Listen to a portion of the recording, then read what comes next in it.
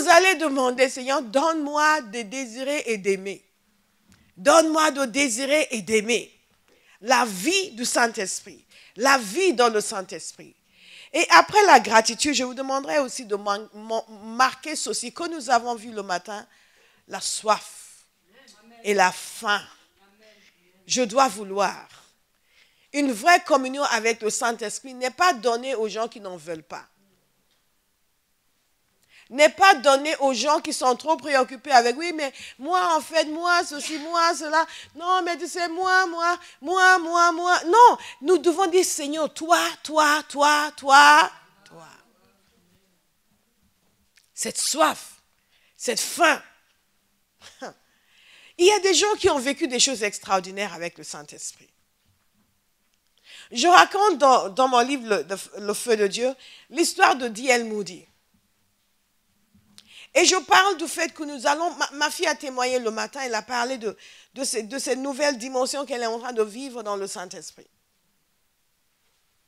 Et elle avait dit quelque chose la première fois qu'elle a donné ce témoignage à l'église. Elle a dit, moi je pensais être adulte, c'est ça?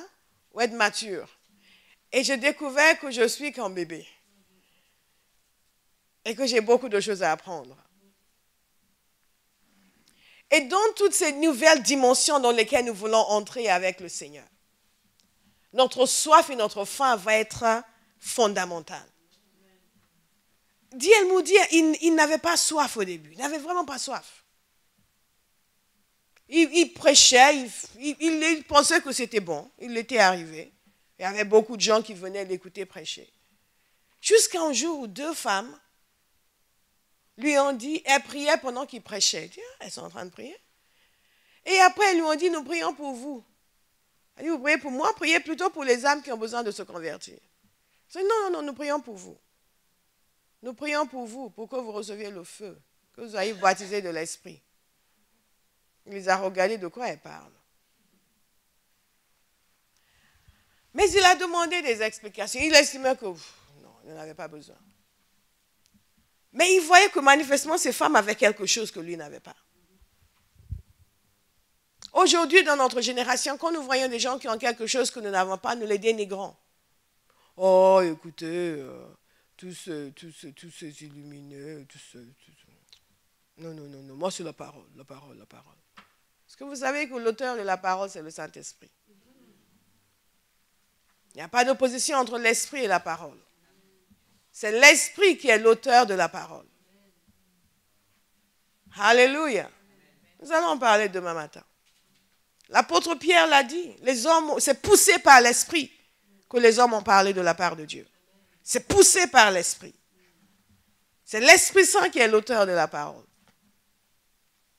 Et nous dénigrons. Mais lui, il avait soif. Il a parlé, il a eu soif après. Au début, il n'avait pas soif. Il a parlé avec ses femmes. Il a dit, bon, au lieu de prier pour moi, venez prier avec moi. Et ils ont commencé à prier ensemble. Au fur et à mesure de la prière, sa soif a grandi. La soif de quelqu'un va grandir ce week-end. Je crois que vous avez déjà plus soif qu'en arrivant ce matin, vrai ou faux?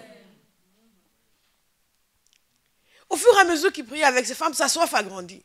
Sa soif a grandi à un point où il commençait à crier avec une intensité. Remplis-moi de ton esprit. Et il est arrivé à un point où il disait non. Ou il me remplit de son esprit ou j'arrête de prêcher. La soif. Dieu veut des hommes et des femmes qui ont soif. Nous sommes trop casual, trop relax, trop cool. Et quand nous voyons des gens qui ont une intensité dans leur vie spirituelle, on les regarde comme quoi ils en font un peu trop. Et comme je dis toujours, si personne ne vous a dit que vous en faites trop, c'est que vous n'en faites pas assez. Parce que l'Église, dans son état actuel, trouve que tout le monde en fait trop. Si on ne trouve pas que vous en faites trop, c'est que vous n'en faites pas assez. Il criait à Dieu. Il voulait plus.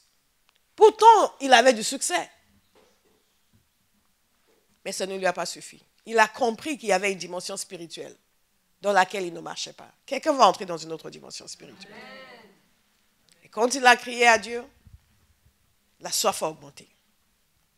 Mais un jour, en marchant dans la rue.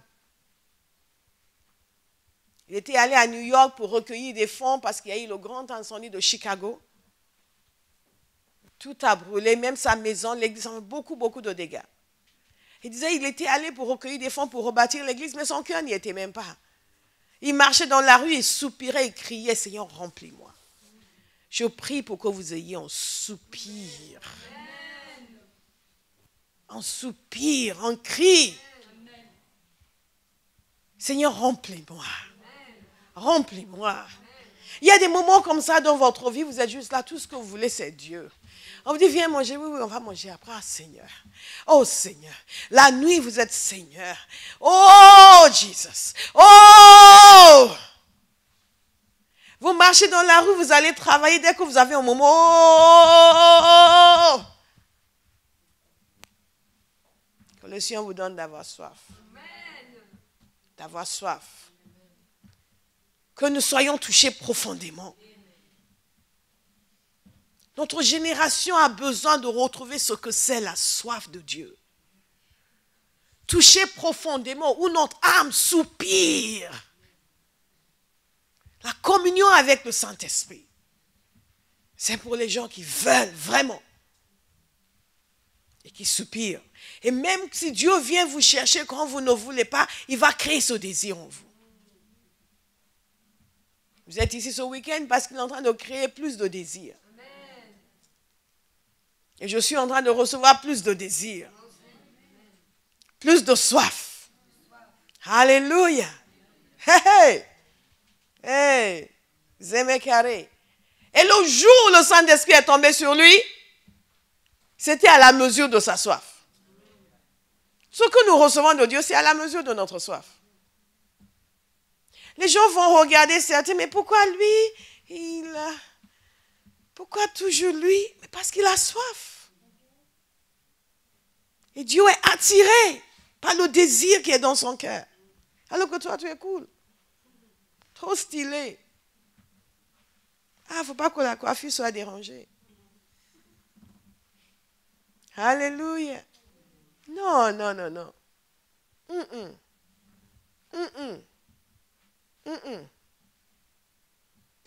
Les anciens faisaient des réunions où ils passaient des heures et des heures à soupirer après Dieu. Nous, 1 heure de louange. Mon âme a soif de toi. Mon âme a soif de toi. Dites, donne-moi le désir, Seigneur. Donne-moi le désir, Seigneur. Ah! C'est ce qui donne du piquant à la vie chrétienne. C'est ce qui nous permet de vivre une vie épanouie en Christ.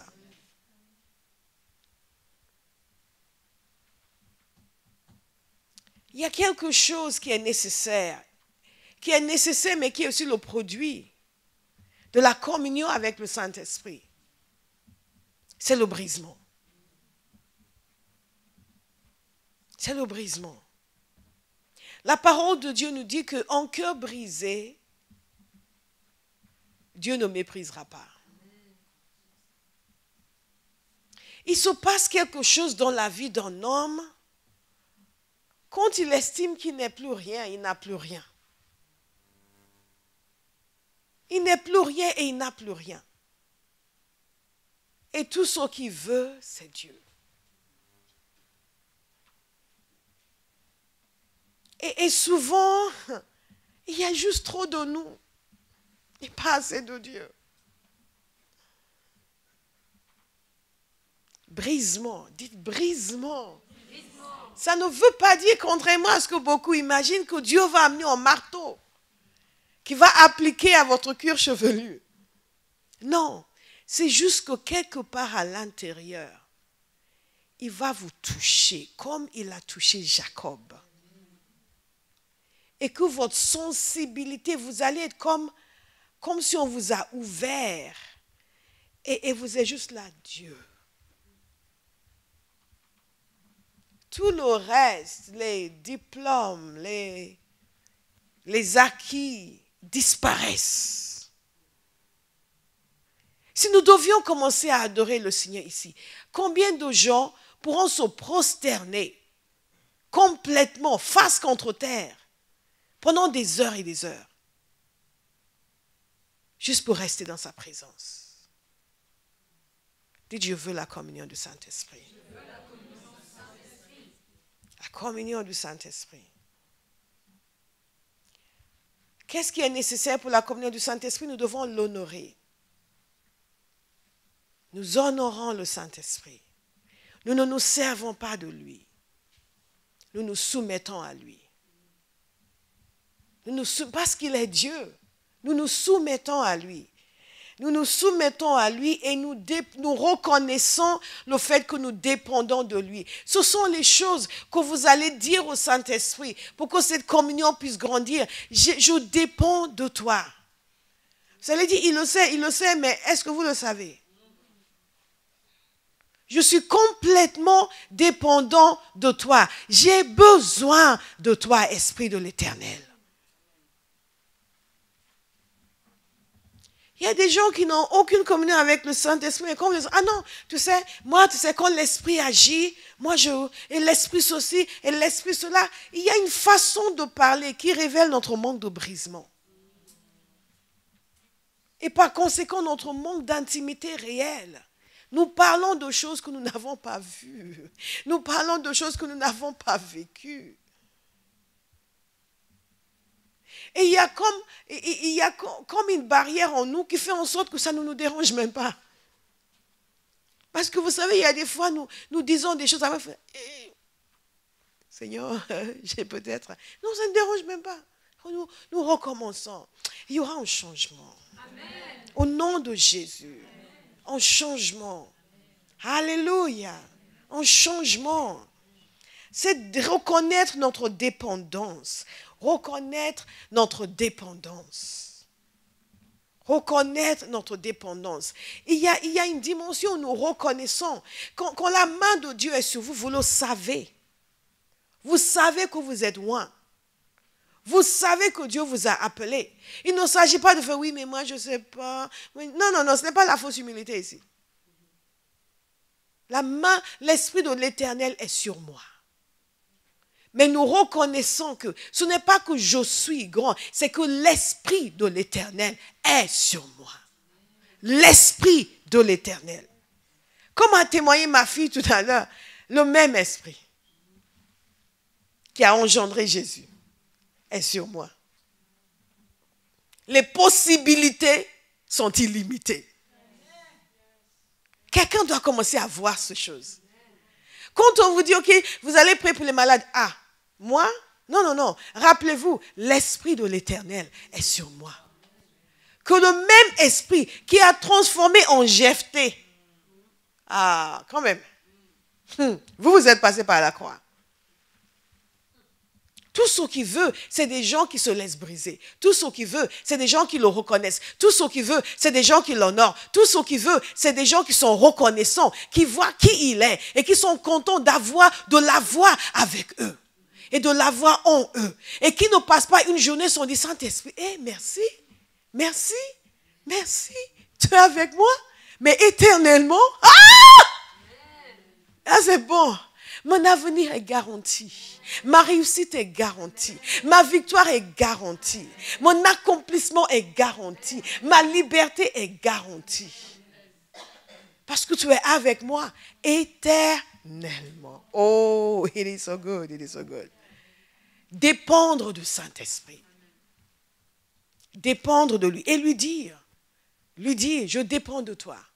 Je dépends de toi. Je ne me lève jamais pour prêcher sans lui dire, Holy Spirit, I need you. J'ai besoin de toi. Lord, whatever. Ce qui m'amène, certains connaissent déjà cette histoire, à un autre point dans la communion avec le Saint-Esprit, c'est l'abandon. C'est l'abandon. L'abandon, non pas quand Dieu vous dit oui, il faut arrêter ça. Non. C'est juste un état d'esprit où je me laisse faire. La communion du Saint-Esprit me demande de me laisser faire. et de lâcher mes a priori. Ah non, moi de toute façon, oh, non. Je me laisse faire. Et cet abandon, vous savez, nous chantons tous « I surrender all ».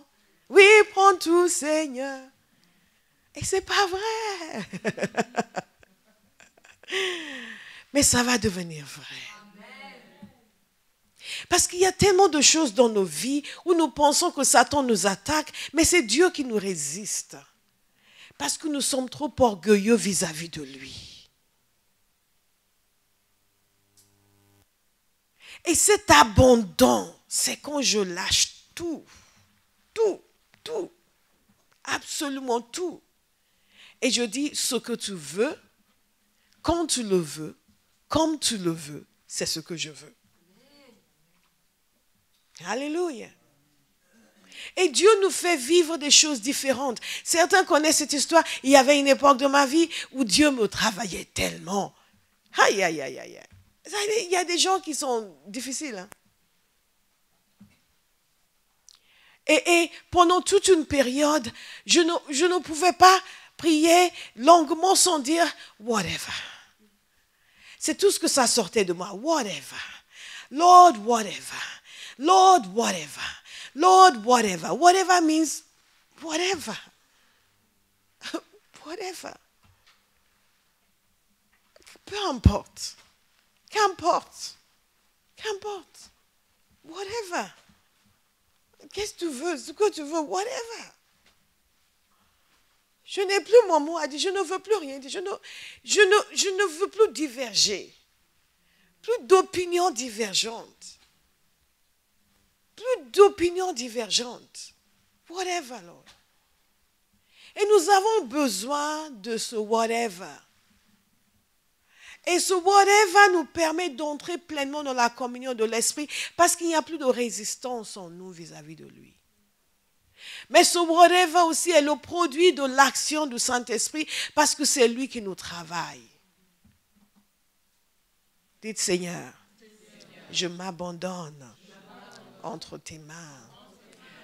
Donc la communion du Saint-Esprit, c'est cet abandon. La communion du Saint-Esprit, c'est aussi accepter que tout ce que nous faisons dans notre vie chrétienne, nous faisons par lui et uniquement par lui. Par lui. Parce que ça veut dire que nous avons une interaction en continu avec lui. Une interaction en continu. Donc si je prie par l'Esprit. Que je prie en langue, que je prie en français, que je prie en anglais, je prie par l'Esprit. J'ai toujours cette conscience du Saint-Esprit. Je ne prie pas la première chose qui me vient en tête. Nous allons parler de la prière lundi après-midi parce que nous allons parler de l'aide de l'Esprit. Et je crois que quelqu'un va être catapulté dans une autre dimension de prière. Et même si je prie dans ma langue, je prie par l'Esprit. Ce qui veut dire qu'il y a une attitude en moi qui consiste à ne dire que ce que j'entends l'Esprit me pousser à dire. Et non pas l'attitude de on va prier. On va prier. Et tout ce que je retenais depuis, je libère dans la prière. Seigneur, nous prions pour Béatrice. Papa, nous prions. Tu es l'Éternel. Tu es l'Éternel des armées. Le Dieu puissant Jéhovah. Change cette fille. Change-la. Son cœur de pierre, enlève. Dans ta miséricorde, délivre-la de ces ténèbres. Beaucoup de nos prières sont comme ça. La prière, parfois, c'est pour régler nos comptes. Et nous pensons que Dieu joue ce jeu-là? Non. Non. Parfois, nos prières aussi, c'est pour faire comprendre à l'autre que nous avons vu ton jeu. Seigneur, aide-la. Aide-la à avoir un cœur pur. Façon de dire, on sait que ton cœur est pourri. On n'ose pas te le dire, mais Seigneur, aide-la. Aide-la parce qu'on sait qu'elle t'aime. Mais Seigneur, c'est manquement. C'est manquement. Merci, Esprit de Dieu. Et l'Esprit de quoi? Moi?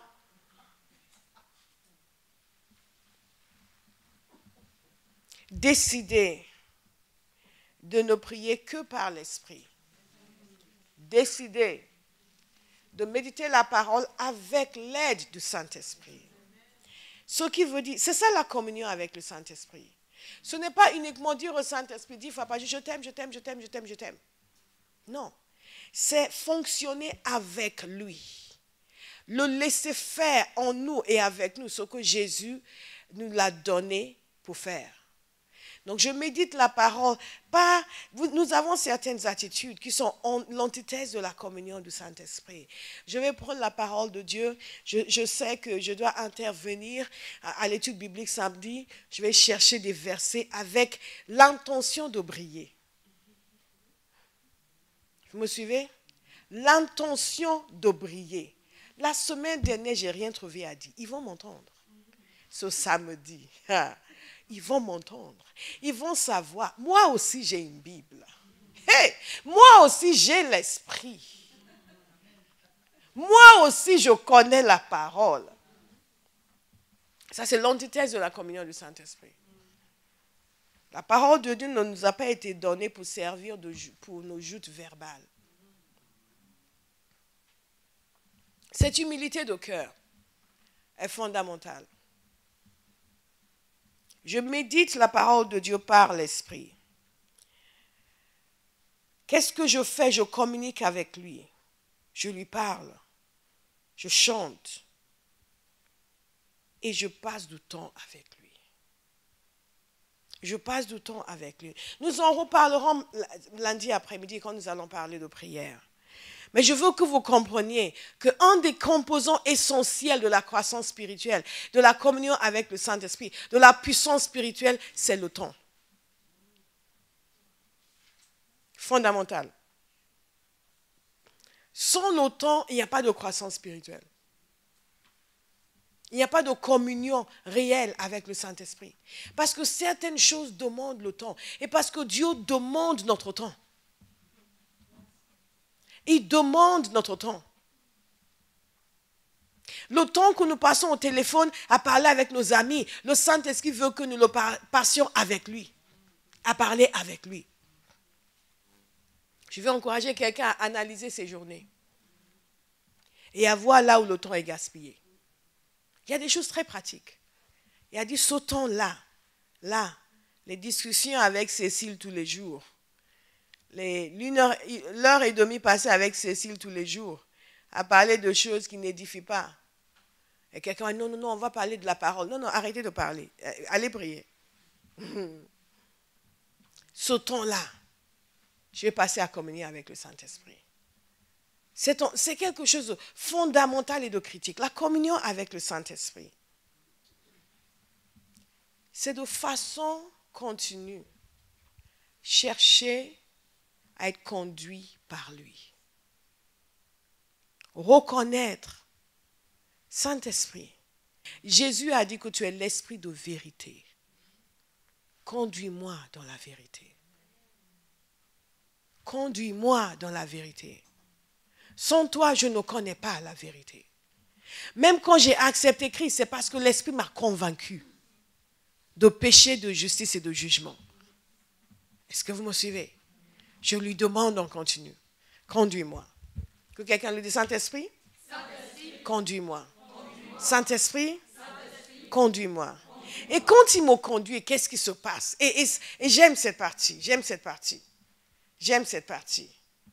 C'est une intensification de ma perception spirituelle. Une intensification de ma perception spirituelle. Ma capacité de voir les choses invisibles est continuellement multipliée. Ma capacité de percevoir la réalité du monde spirituel est continuellement multipliée. Ma capacité de vivre Dieu augmente à chaque fois. La communion avec le Saint-Esprit augmente ma conscience de Dieu. Est-ce que vous savez que nous avons différents niveaux de conscience de Dieu? Est-ce que vous le savez? Tous les chrétiens n'ont pas le même niveau de conscience de Dieu. Je ne parle pas de ce que nous lisons dans la parole, mais la conscience de la réalité de ce qui est écrit dans la parole n'est pas la même. N'est pas la même. Et un des facteurs de croissance spirituelle, c'est l'augmentation de votre conscience de Dieu. La conscience de Dieu, en d'autres termes, une dimension où Dieu devient de plus en plus réel et presque palpable. Moi, je veux plus. Moi, je veux plus. Moi, je veux plus. Il y a des gens qui vont vous dire, il ne faut pas chercher tout ça, lis ta Bible, c'est tout. Mais quand vous lisez votre Bible, l'auteur de la Bible vous révèle ce qui y est écrit. Et ce qui y est écrit devient une réalité à l'intérieur de vous. Non pas simplement des faits que vous acceptez mentalement et intellectuellement, ou même que vous croyez avec le cœur, mais une expérience spirituelle. Une expérience spirituelle. Les gens qui sont dans l'occultisme, ils connaissent les expériences spirituelles. Mais les chrétiens n'ont pas d'expérience spirituelle. Ils connaissent les expériences spirituelles. Et c'est pour cela qu'ils sont plus enracinés dans ce qu'ils font que nous dans ce que nous faisons. Je vais être réveillé spirituellement. Réveillé spirituellement. Il y a une dimension de perception de Dieu qui augmente quand je suis en communion, on continue avec le Saint-Esprit. Et certains vont dire, ouais, tu parles de Dieu comme si, mais je sais que je le connais. Il y a une connaissance. Cette connaissance est la vôtre ce week-end. Nous parlerons encore lundi après-midi, si Dieu le permet, de dimension de prière, d'expérience dans la prière, d'expression dans la prière. L'intimité avec le Saint-Esprit vous amène à une dimension d'expressivité extraordinaire dans la prière. C'est époustouflant. Les choses que vous êtes capable de voir et de dire, et de sentir et de percevoir dans la prière, quand vous êtes intime avec le Saint-Esprit. C'est comme si vous entrez dans un autre monde et il vous ouvre des portes et dit, regarde ça, ça, ça, ça, regarde ça, ça, ça. C'est une expérience avec Dieu en continu. Et nous sommes faits pour vivre comme cela. Pas pour prier comme c'est vraiment, comme l'agneau que l'on mène à l'abattoir. Oh, on est chrétien, on doit prier. Venez à la prière, il faut aller à la prière. Oh non, c'est fini tout ça. C'est fini tout ça. Fini tout ça. L'expressivité extraordinaire, une perception spirituelle au-delà du naturel. Ça va devenir l'expérience de quelqu'un.